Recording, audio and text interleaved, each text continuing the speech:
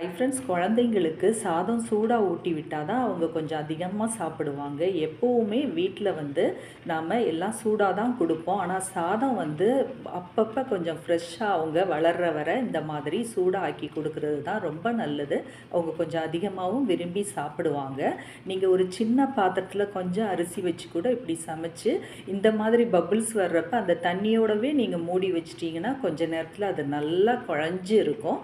அதை எடுத்து குழந்தைங்களுக்கு பருப்பு உங்களுக்கு என்ன அதில் சேர்த்து ஊட்டி விடணுமோ அதை சேர்த்து ஊட்டி விடுறப்ப அவங்க விரும்பி சாப்பிடுவாங்க. பெரியவங்க ஆறி போய் இருந்தாலும் சாப்பிட்ருவாங்க. ஆனால் குழந்தைங்களுக்கு இப்படி ஊட்டுறது தான் நல்லது.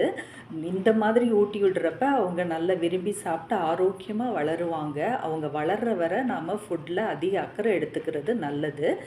இந்த மாதிரி பபிள்ஸ் வர்றப்ப நம்ம ஒரு தட்டு போட்டு மூடி வச்சிட்டோன்னா நல்லா குழைவாக இருக்கும். அவங்களுக்கு ஊட்டி விடுறதுக்கு வசதியாக இருக்கும். விரும்பி சாப்பிட